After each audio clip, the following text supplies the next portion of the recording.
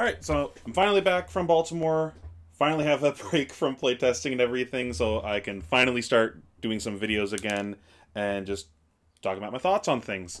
Sorry for the break from content. I needed to practice for Baltimore. Had to figure out how to learn how to play Lexi in a few weeks. Alright, so let's jump into the brand new news that I want to talk about. We got the BNR update. So the TLDR, if you don't want to read the update, is that there's no changes to Classic Constructed. They announced that Oldhim and Icelander are finally rotating out of the format, and with it their signature weapons. Drone is unbanned, and then the couple cards that were suspended due to Oldhim and Icelander are now unsuspended, which is Aether Ice Vein, Crown of Seeds, and Hypothermia. I'm not going to talk too much about Blitz, as that's not a format that I really play too much, so I don't feel like there's much weight to my opinion there. I don't want to just be talking on my butt about something that I don't really know much about, but I am a little scared about Drone being unbanned, as that's a card that is potentially format warping, but I can see their thoughts on how the format potentially has sped up. I've been thinking that might be the case for CC at different points in the time span that I've been playing the game, but we'll just have to wait and see how that pans out. Thank you to everyone that bought out my drones. That paid for my pizza the other night. And then I'm now banned in Ultimate Pit Fight. Really unfortunate. I was hoping to play that format one day, but just no more monkeying around, I guess. So, real thing I want to talk about, though, is Classic Constructed, which is talking about nothing, because nothing happened. No changes at all. So, the TLDR of the announcement is that they acknowledge that Lexi is very strong. It had a dominating performance as far as meta share and placements, but they saw that there was a lot of counterplay and counter decks in the format, so it wasn't just like Lexi running over the format. People were playing things specifically targeting it, and they were doing that with success. It wasn't just, oh, counters exist, but then it's running over those counters. Kind of like how Chain did back in the day. Like, oh, defensive Flick-Flack Katsu's the counter to Chain. No, it's not. That's just copium. So that was not the case. There were decks to have counterplay here. And the meta was fairly diverse across the different tournaments, and Lexi didn't even win either of them. So it seems like, kind of in their mind's eye, the format was fine and did not need adjusting. It's diverse, there's counterplay, and players are learning to solve the format, and they think the format's in a healthy place. And I would agree. I think this is one of the healthiest formats that I played in the entire time I've been playing Flesh and Blood. It didn't feel like there was this, like, crazy boogeyman that you're either... I want to say it was like you're either playing that deck or you're beating that deck, but Lexi was that to a point, but it wasn't to the extreme that it's been for Briar, for Chain, for Starvo, and other things like that, where you're looking at like a 2 to 3 deck meta.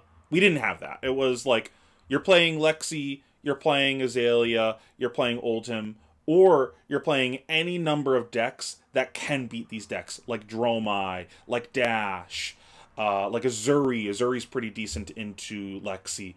There was a lot of decks that you could bring, and it felt like a format where you could just say, be very experienced with a deck and know your game plans and your matchups and do well in.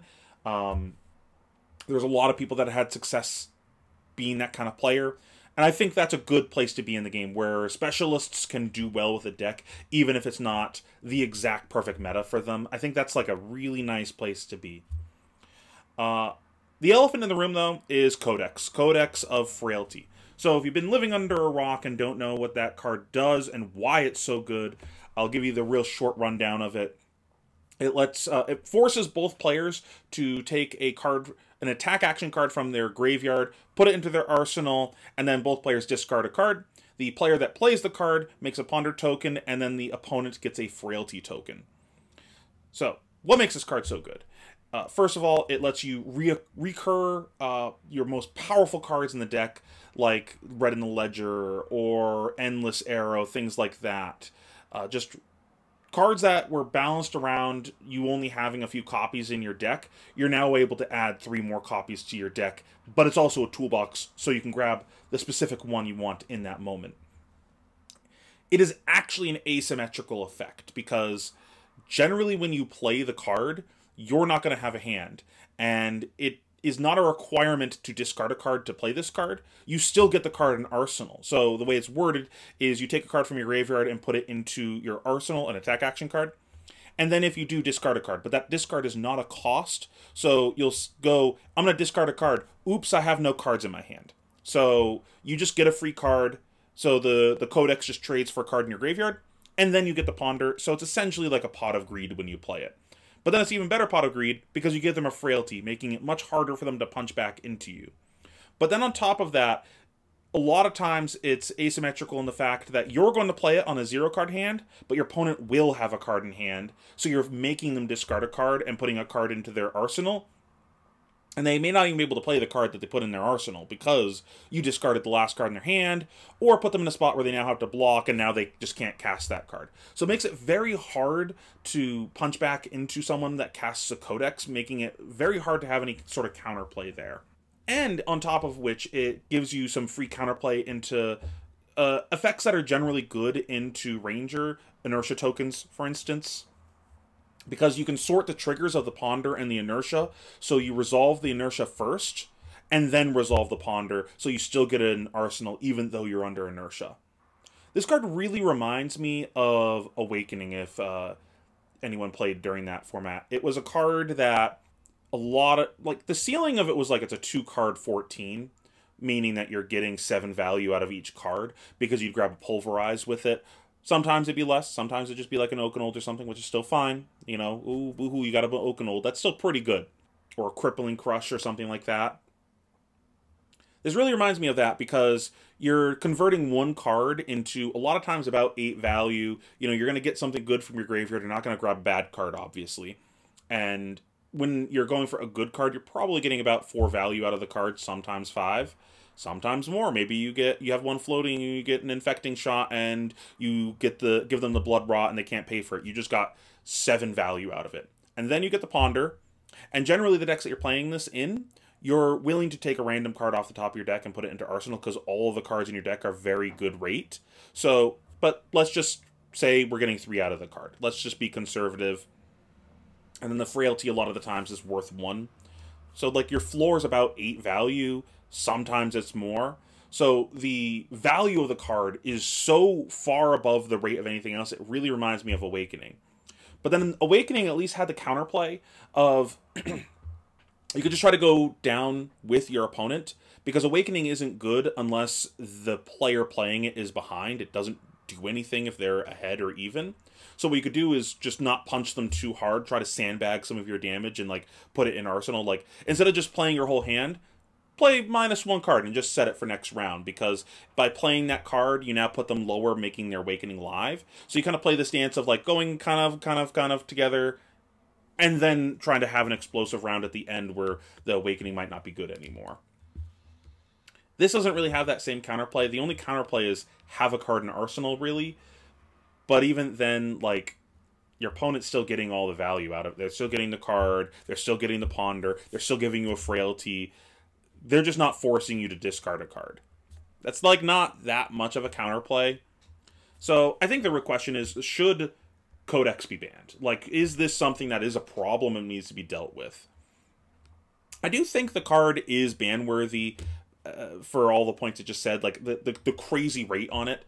But I do think it's important that we have powerful cards, because when we don't have powerful cards in the game, we get formats like the ones that we've gotten recently, where just, like, Oldhim is by far the best thing you can do, because if no one has good cards, then the deck that can just block very efficiently is probably the best deck, because no one can punch above its blocking value, and it just turns it into a fatigue game.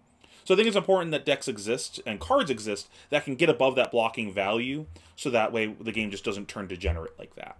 Another thing is, I think the timing on this is kind of awkward. I think it would have been better if it was to get banned. I think the right time would have been sometime before the Pro Tour, so that way people could test for the Pro Tour without it. And then the real issue, as I see it, is if it was banned right now and we're about to go into RTN season, a lot of people probably would have bought cards, like, you know, your casual grinders and people would have bought cards for RTN season, and they would have just lost like a couple $100 because the card got banned. And this real feels bad, and that probably would have led to people just saying fuck it and quitting the game. I don't think that's good for the game and the secondary market of the game and the player base in general. But I think that if it had no monetary value and this was like a digital game, it just should have been dealt with or errata. The thing that I really wish the card did instead was you can only get the effect if you discard a card. So, like, maybe the discard is first. Discard a card, then grab a card from your graveyard and put it into your arsenal. And make it optional so it's a May effect. That way, you can't just, like, gank your opponent out of a card and force through damage. I think it's still very strong if that's the case, but it's balanced then. And I think people would still play it if it was as such. Like, it's still a very powerful effect being able to recur your best cards. And getting a Ponder token is great. But the way it is right now, it's a symmetrical effect that is just never played symmetrically, which is, you know, usually the case when you design cards like that. Like, players aren't going to see an effect like that and go, I'm going to play this the fair way. No, people are going to look to play it in the degenerate way because, you know, we're looking to win games. We're going to play cards in the most powerful way we can. At the end of the day, though, I think that it doesn't need to get banned right now, and it shouldn't be banned right now. But I think it's something that we need to kind of keep on a suspect list, keep an eye on it, and it needs to be banned at some point in the future, potentially. Very similar to Belittle. Like, I think Belittle was a role filler in the format in dealing with Oldhim and Icelander. And the removal of it was detrimental to the format, potentially. And I think we run into a similar situation with this, where removing it from the format makes it so Lexi doesn't keep Oldhim in check anymore, potentially. And then we're in a situation where Oldhim is just kind of running the format again in a non-fun way. I don't think it's an issue having a best deck in format or a deck that's like, this is the deck to beat. But I think Oldhim creates so many negative play experiences, especially at a casual level, that it's really harmful to the growth of the game and getting new players, because it's the type of thing that's very frustrating to play against if you're learning the game. It really reminds me of back in the day in Magic when people were complaining about Mana Leak and Doomblade, and then we got the format of like Kaladesh plus Amonkhet where we didn't have these cards anymore. Those kind of effects can be unfun to play against, but they are also necessary for the format health.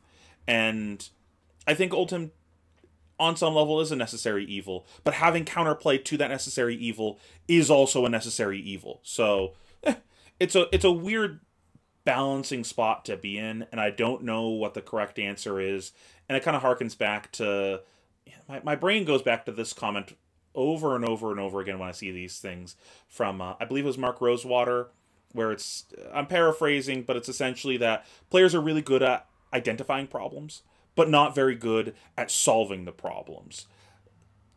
We say Codex is a problem, but we also say Oldhim is a problem. And screaming at the computer saying ban Codex, ban Oldhim, that's not necessarily the answer. And I don't know what the right answer is. That's on LSS to figure out, not me. I'm just a armchair keyboard warrior. So... But what do you guys think? Are you excited for these changes? Are you excited for the RTN season? I'm personally looking forward to it a lot. This is the most fun I've had with Fab in quite a while. So I'm really looking forward to this RTN season. I'm probably going to be playing a lot of Lexi. She's one of the most fun decks I've played in a long time. Really reminds me of Monarch Prism, if that makes sense to you. I will probably be doing some more talking about her in the future. But other than that, thank you so much for watching, and I hope you like, comment, and subscribe. Peace, YouTube.